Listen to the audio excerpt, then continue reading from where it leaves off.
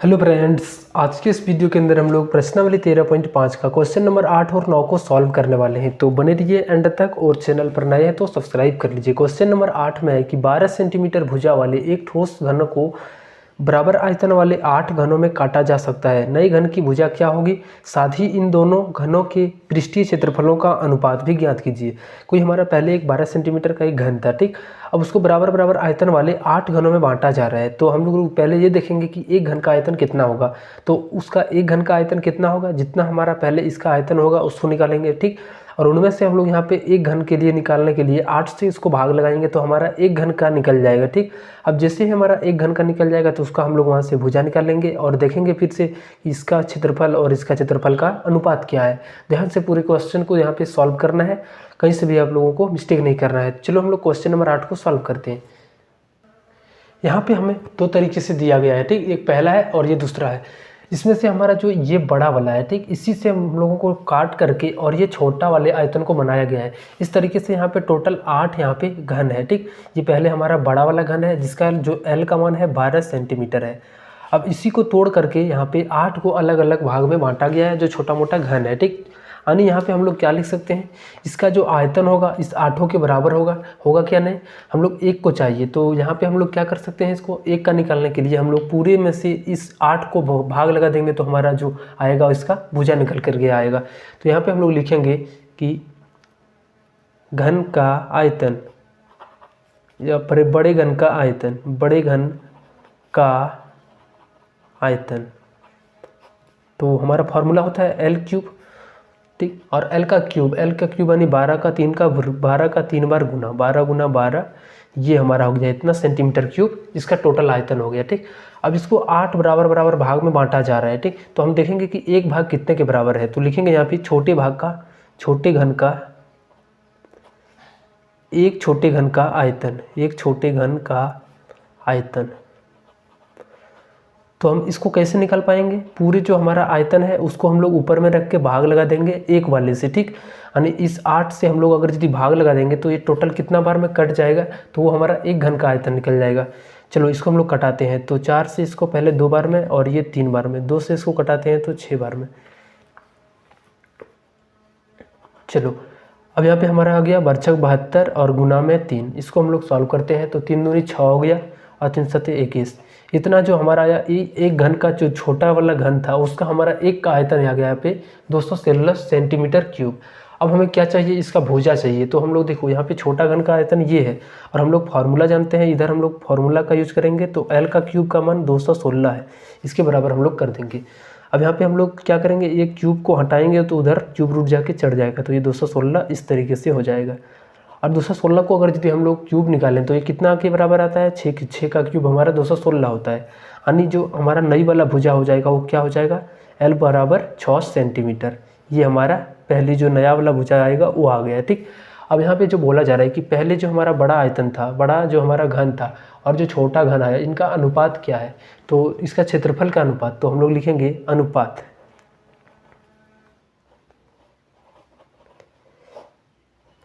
तो ऊपर में हम लोग लिखेंगे बड़े घन का पृष्ठीय क्षेत्रफल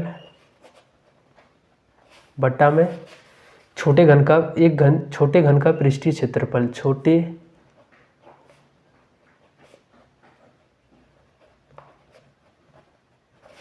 पृष्ठीय क्षेत्रफल।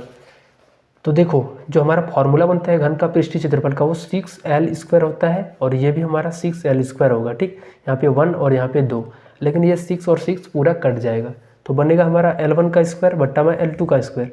तो L1 हमारा देखो यहाँ पे पहले वाला कितना है? 12 है, तो 12 का स्क्वायर यानी 12 का 2 बार गुना। उसी तरीके से L2 का स्क्वायर, L2 हम लोग यहाँ पे निकाल के रखे हैं, ये हम लोग L2 है और ये हमारा L1 है। इसका स्क्वायर यानी L2 का 2 बार गुना, यहाँ पे 2 बार गुना। 6 से ये 2 बार में और फिर 6 से कटाएंगे तो ये 2 बार में। बचा हुआ क्या है? 2 दूनी 4 और नीचे में 1। इसको अनुपात में चेंज करेंगे तो 4:1।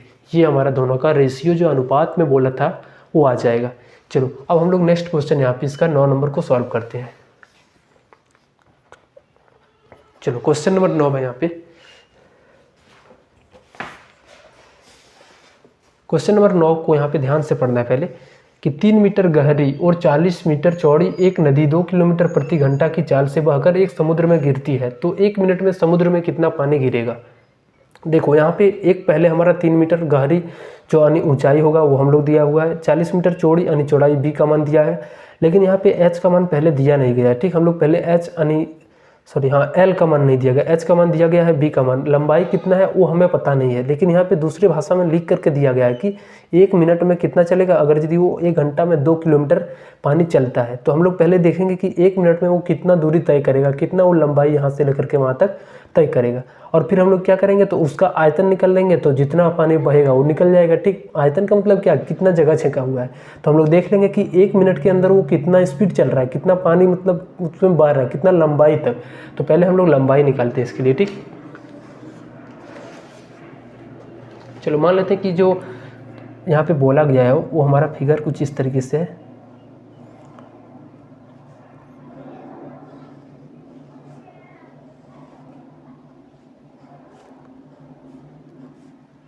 ठीक, इसका जो गहराई है यानी जिसके लिए हम लोग ऊंचाई का वर्ड का यूज करते हैं वो हमारा 3 मीटर है, और उसके बाद चौड़ाई जो है सो हमारा 40 मीटर है, ये 40 मीटर, लेकिन लंबाई यहाँ पे डायरेक्टली नहीं दिया गया है। लेकिन एक बात यहाँ पे बोला गया है कि 1 प्रति घंटा 2 किलोमीटर चलता है। लिखेंगे यहाँ पे, चूँकि 1 घंटा में तय दूरी ये हमारा है 2 किलोमीटर। तो क्वेश्चन में बोला गया था कि 1 मिनट में कितना वो चलेगा, तो हम लोग पहले इसको मिनट में 1 मिनट में देखेंगे दूरी कितना तय करेगा। तो यहाँ पे 1 घंटा यानी 60 मिनट में इसको हम लोग चेंज कर लेते हैं, 60 मिनट में दूरी जो हो जाएगा वो भी 2 किलोमीटर के बराबर। ठीक, या तो इसको हम लोग 1000 से गुना करके और मीटर में चेंज कर देते हैं, यानी 60 मिनट में इतना। अब हम लोगों को 1 मिनट में चाहिए, तो इस 1 मिनट को रखेंगे इधर, और यहाँ पे हमारा 2000 मीटर था और इस 60 को इधर लाएंगे तो ये 1 0 से 1 0 कट जाएगा, 200/6 मीटर, यानी 1 मिनट में कितना चलेगा, तो ये 200/6 मीटर चलेगा। यानी ये जो हमारा आ गया, अब इस लेंथ का मान आ गया 200/6 मीटर। ठीक, अब हम लोग देखेंगे कि इसका आयतन कितना है, उतना पानी ये पूरा कंप्लीट कवर करेगा। ठीक, इसलिए लिखेंगे आयतन। तो घनाभ का आयतन होता है L गुना B गुना H। L का मान अभी तुरंत हम लोग निकाल चुके हैं 200/6, और B का मान हम लोग पहले से पता है 40 है, और H का मान 3 है। ठीक, और 3 से कटाएंगे तो ये 2 बार में, 2 से ये 100 बार में, और 100 और 40 जब गुना होगा तो ये 4000 मीटर क्यूब। ये हमारा इतना टोटल पानी वो कंप्लीट चल जाएगा। ठीक, चलो मिलते हैं हम लोग अब नेक्स्ट वीडियो में 13.6 के साथ। तब तक अभी तक चैनल को सब्सक्राइब नहीं किया हो तो चैनल को सब्सक्राइब कर लेना, और दोस्तों के साथ इसको शेयर भी करना। ठीक।